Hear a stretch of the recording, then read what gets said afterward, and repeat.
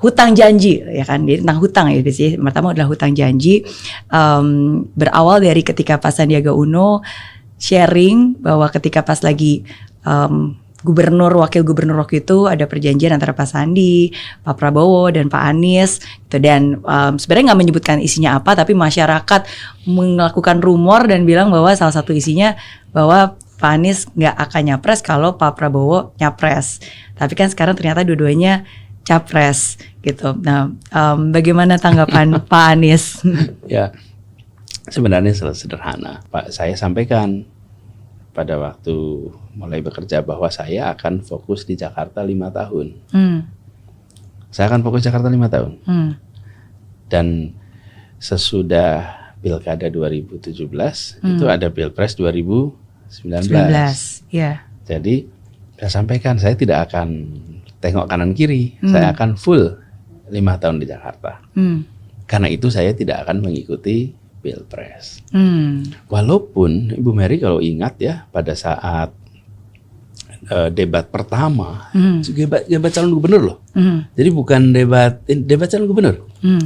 Pertanyaan pertama dari panelis itu begini, Pak Anies, apakah Bapak akan maju Pilpres atau tidak? Loh, ini lagi debat gubernur ditanyain Pilpres. Saya bilang no, saya akan di Jakarta, dan itu rekamannya ada, namanya juga debat kan, dan rekamannya. Jadi sesederhana itu. Tuntaskan 5 tahun, sesudah itu kita nggak tahu apa lagi yang terjadi. Saya tidak tahu apakah saya akan kembali mengajar, apakah saya akan meneruskan di pemerintahan. Kalau meneruskan di pemerintahan, apakah tetap di Jakarta, apakah untuk tugas yang berbeda.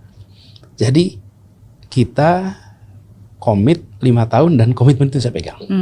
Jadi ketika di tahun 2018 saya diajak untuk menjadi wakil pasangannya Pak Prabowo, saya sampaikan juga kepada beliau, Pak Prabowo, terima kasih atas undangannya, ini sebuah kehormatan, tetapi saya punya komitmen untuk menyelesaikan di Jakarta selama 5 tahun. Jadi saya rasa itu, dan memang kuncinya adalah menyelesaikan janji dengan warga Jakarta, karena janji saya dengan warga Jakarta betul banyak. Saya tanda tangan tuh kontrak-kontrak politik dengan warga jaringan rakyat miskin kota, dengan kampung akuarium, dengan masyarakat kaki lima, itu semua janji-janji yang saya harus tunaikan. Apa yang saya harus sampaikan kepada mereka kalau setelah 1 tahun saya pergi, kemudian nanti mereka tidak lagi percaya kepada proses demokrasi. Karena yang bertanda tangan untuk mengikuti pemilu begitu saja meninggalkan. Saya tidak mau kerjakan itu. Dan itulah yang kemudian saya laksanakan. Sesudah itu selesai, saya nggak tahu berikutnya apa kan. Dan apalagi tahun 2017. Dari mana kita tahu apa yang akan terjadi 5-7 tahun yang akan datang. Tapi itulah komitmennya dan itu yang dilaksanakan. Terima kasih Pak Anies sudah menanggapi dan setuju. Pak Anies sudah memenuhi janji untuk bisa menyelesaikan masa tugas sebagai gubernur, dan bahkan bukan hanya itu, approval ratingnya pun juga sangat baik. Alhamdulillah. Dan memang ketika ngobrol itu memang nggak nyebut tahun. Misalnya saya berjanji menyelesaikan 5 tahun. Tidak ada menyebut 5 tahun sampai tahun 22, kemudian tidak akan ikut 1-2 dia. Ya kira-kira nggak gitulah kira-kira. Itu yang pertama, hutang janji. Yang kedua, hutang 50M. Yang terakhir Pak Sandi menyebutkan setelah didoakan dan juga dipertimbangkan, didiskusikan dengan keluarga, beliau ikhlaskan hutang 50M itu. Menurut tanggapan Pak Anies? Jadi begini, pada masa kampanye itu banyak sekali yang melakukan sumbangan. Banyak sekali. Ada yang kami tahu, ada yang kami tidak tahu. Dan ada yang memberikan dukungan langsung kepada apakah relawan, apakah tim. Nah, kemudian ada pinjaman, sebenarnya bukan pinjaman, dukungan yang pemberi dukungan ini meminta dicatat sebagai hutang. Jadi dukungan yang minta dicatat sebagai hutang. Lalu kami sampaikan, bila ini kan dukungan untuk sebuah kampanye, untuk perubahan, untuk kebaikan. Bila ini berhasil maka itu dicatat sebagai dukungan. Bila kita tidak berhasil dalam pilkada, maka itu menjadi hutang yang harus dikembalikan. Oke. Oke. Iya. Jadi itu kan dukungan tuh. Nah, Iya. siapa penjaminnya? Yang menjamin Pak Sandi. Jadi Oke. uangnya bukan dari Pak Sandi. Oke. Itu ada pihak ketiga yang mendukung. Kemudian saya menyatakan, saya ada suratnya, surat pernyataan hutang. Saya yang tanda tangan. Dan di dalam surat itu disampaikan, apabila pilkada kalah, maka saya berjanji, saya dan Pak Sandiaga Uno berjanji mengembalikan.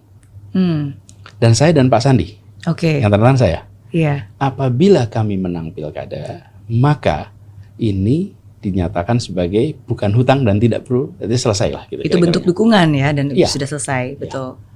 Jadi itulah yang terjadi. Makanya begitu pilkada selesai, menang selesai. Saya ingin garis bawahi Bu Mary di sini.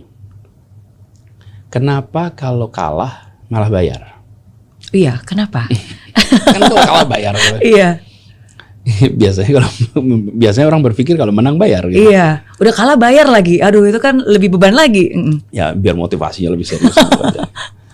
Kalau kalah maka saya akan berada di luar pemerintahan. Oke. Maka di situ saya cari uang untuk mengembalikan. Saya mungkin saya bisnis, mungkin saya usaha apapun supaya mengembalikan. Saya di luar pemerintahan.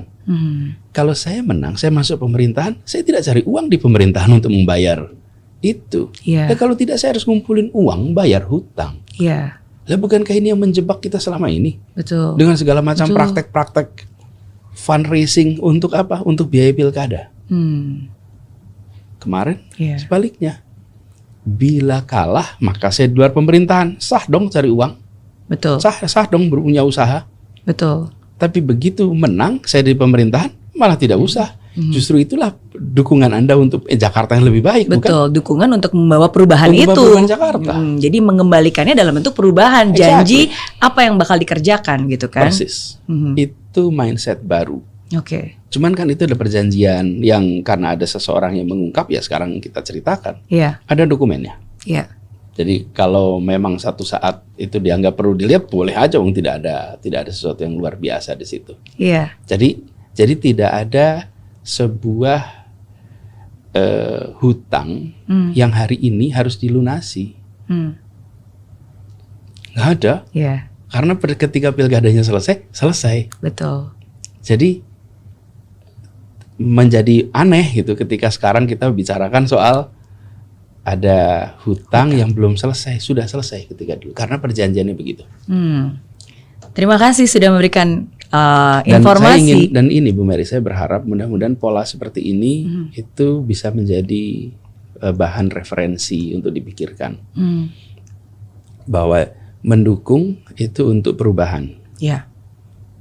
Bukan mendukung sebagai investasi. Untuk nanti dikembalikan dalam bentuk privilege. Gitu, Mindset kira-kira. itulah yang harus dirubah ya.